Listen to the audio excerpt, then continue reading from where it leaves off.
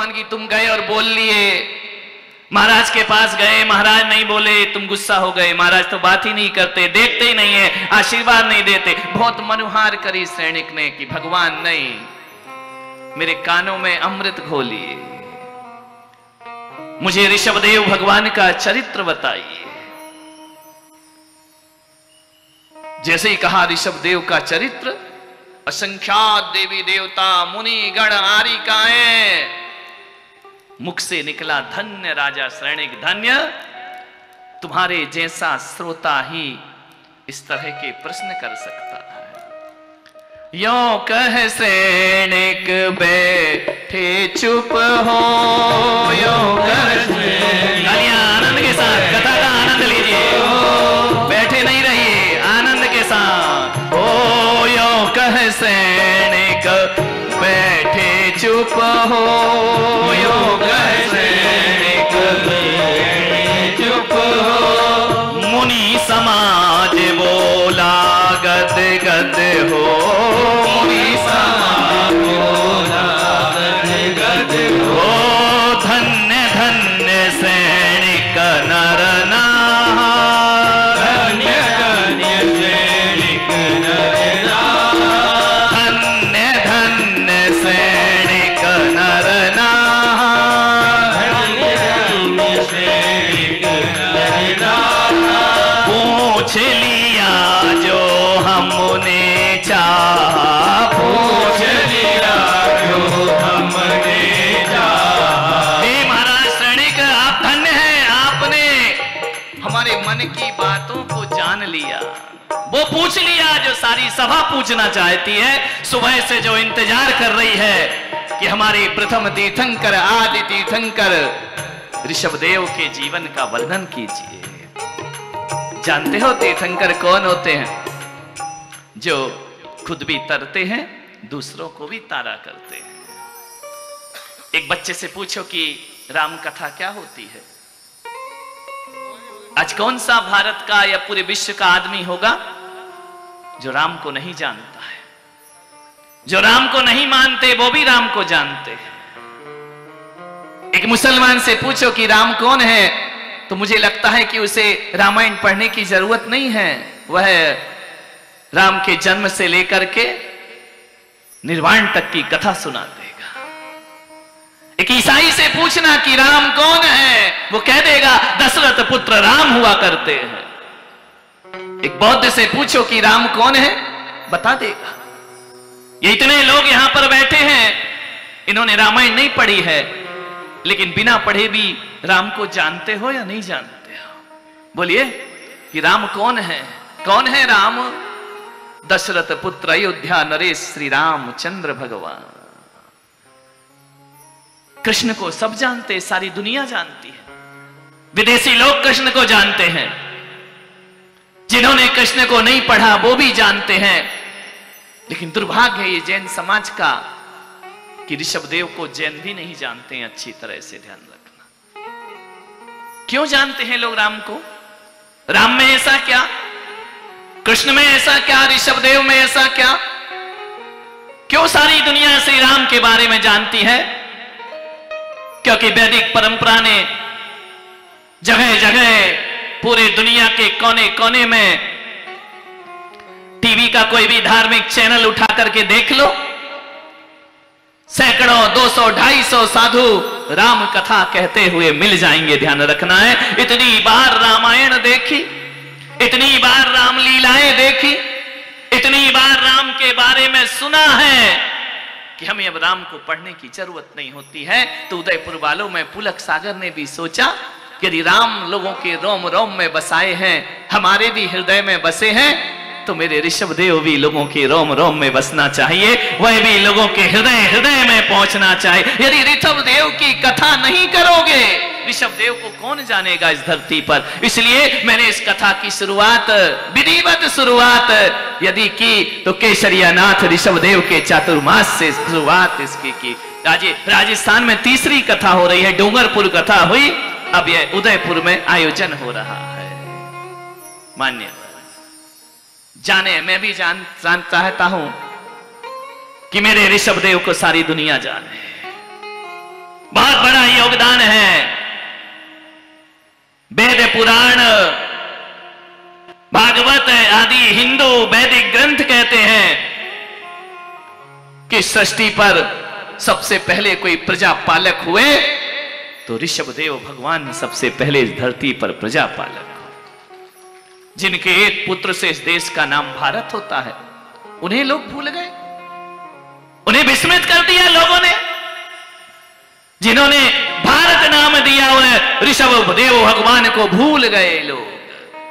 मैं पुलक सागर, मेरा इतना सामर्थ्य नहीं, लेकिन इतना पुरुषार्थ करता हूं कि जीवन की अंतिम सांस तक ऋषभदेव के चरित्र को लोगों के सामने रखते रहूंगा, लोगों के हृदय में उन्हें पुनर्स्थापित करूंगा। हमने मूर्तियों की स्थापना की, हमने मंदिरों की स्थापना की, हमने बड़ी बड़ी प्रतिमाएं तो रख दी, लेकिन ऋषभदेव का चरित्र लोगों के सामने नहीं रख पाए। चित्र तो बहुत रखे, चरित्र नहीं रखे। उदयपुर वालों, क्या मेरी सोच में, इस अभियान में तुम्हारा साथ होगा?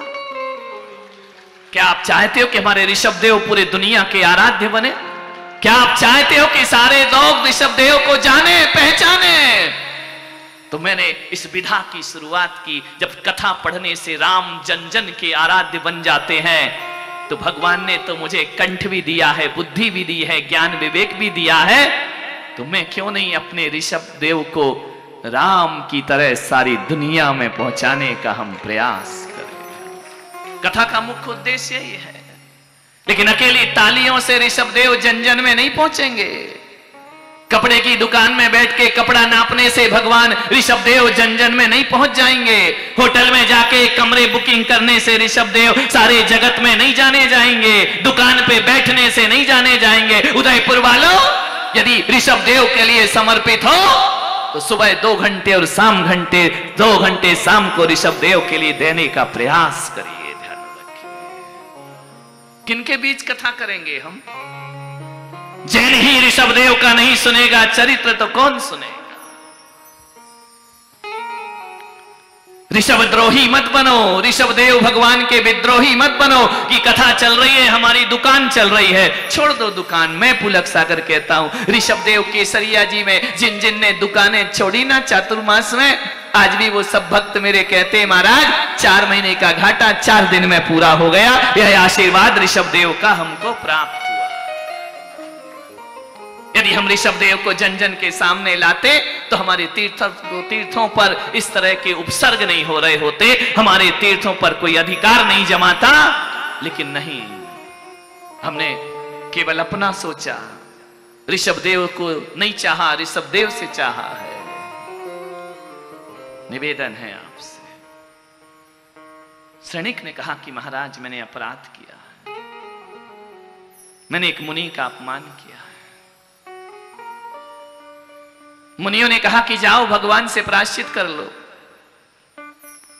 अज्ञानता में, भूल में तुमने यशोधर मुनि के गले में मरा हुआ सांप डाला।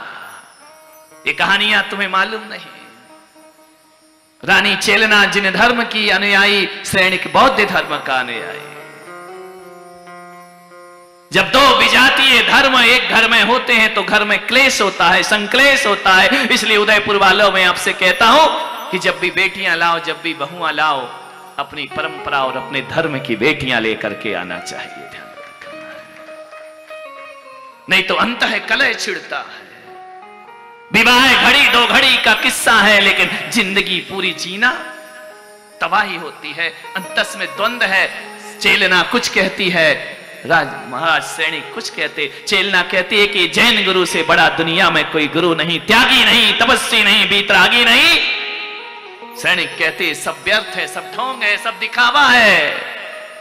कैसी कर्मों की विडंबना होती है कि जो सैनिक जिन जैन मुनियों का विरोध करता है, जैन मुनियों का अपमान करता है, जैन मुनियों की परीक्षा लेता है, कैसी कर्म की व्यवस्था है। विचार करिए, जिन जैन मुनियों को मारने के षड्यंत्र रचता है राजा सैनिक, एक दिन वही सैनिक अंतिम तीर्थंकर महावीर बनकर के खड़ा हो जाया करता है।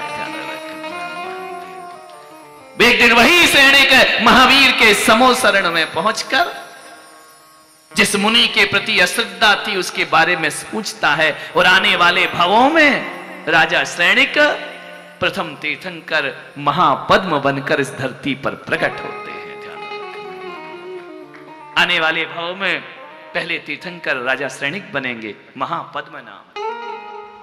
ये जैनों की कहानियां, जैन शास्त्रों की कहानियां। मैं नारकी हुआ भगवान। मुनियों ने कहा कि भगवान से प्रायश्चित करो राजा श्रेणिक। ये भगवान वो है जो तुम्हें नरकों से निकाल सकते हैं, ये तुम्हें मुक्ति दे सकते हैं। राजा श्रेणिक ने कहा कि भगवान, मैं जानता हूं कर्म की व्यवस्था को आपके साथ इतने दिन रहकर मैं समझ गया कि मेरे कर्मों का फल मुझे भोगना ही होगा।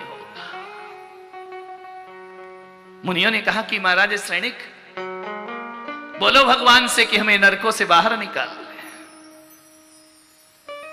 राजा श्रेणिक ने कहा कि भगवान महावीर, आपका भक्त नरक जाएगा, आपके चरणों में रात दिन दिव्य ध्वनि सुनने वाला वो श्रेणिक नरक जाएगा। मुझे नहीं तो अपने को देखो भगवान, दुनिया क्या कहेगी कि महावीर का प्रमुख शिष्य नरक गया, 7वें नरक गया। भगवान, मेरा उद्धार कैसे होगा? गौतम ने कहा कि श्रेणिक, दुनिया के हर पापों को भगवान नष्ट कर सकते हैं, दुनिया के हर अपराध भगवान नष्ट कर सकते हैं। भगवान के दर्शन से जन्म जन्म के पाप नाश हो जाते हैं। तो राजा श्रेणिक ने कहा, फिर मेरा नाश क्यों नहीं होता है? बोले, इसलिए महाराज श्रेणिक, जो पाप घर में होते हैं, व्यापार में होते हैं, बिजनेस में होते हैं, संसार में होते हैं, जगत में होते हैं, उन पापों का नाश भगवान कर देते हैं। लेकिन तुमने ऐसा पाप किया है, एक घोर मुनि का अपमान किया है, और मुनि के अपमान का जो पाप का दाग तुम्हें लगा है महाराजा श्रेणिक, मुनि हत्या, मुनि वध के विचार, मुनियों के प्रति दुष्प्रभाव, इसका फल महाराज श्रेणिक नरक के अलावा कहीं नहीं धोया जा सकता है। एक कर्म वही जाकर धुलेगा। महाराज भगवान महावीर भी तुम्हें इस अपराध से मुक्त नहीं कर सकते। उदयपुर वालों, जीवन में सब कुछ कर लेना, जीवन में हर तरह के कार्य कर लेना, हर तरह के व्यसन और पाप कर लेना, लेकिन कभी भी जिंदगी में अपने कैसा भी क्षण आ जाए, संतों की कभी बुराई और उनकी निंदा अपने जीवन में, महाराज श्रेणिक को भगवान महावीर भी नहीं बचा पाए। लेकिन श्रेणिक, तुम्हारे इतने भाव हैं, फिर भगवान मेरी श्रद्धा का क्या होगा? मैंने आपका दामन थामा है, इसका क्या होगा? मैं आपकी भक्ति करता हूं, मैंने जिन शासन को स्वीकार कर लिया है, इसका क्या होगा? महाराज श्रेणिक से कहा भगवान महावीर ने कि श्रेणिक, जो मुनि का अपमान किया है तो नरक जाना पड़ेगा, लेकिन मेरा दामन पकड़ा है ना, महावीर तीर्थंकर का दामन पकड़ा है, तो जो तीर्थंकर की उंगलियां पकड़ लेता है, आने वाले भव में तीर्थंकर बनकर के पैदा हो जाया करता है। तुम भी तीर्थंकर बनकर के इस जगत में अवतरित हो गए। श्रेणिक ने कहा, बस भगवान, अब कुछ नहीं, इतना बड़ा वरदान कि मैं आने वाले समय में तीर्थंकर बनूंगा।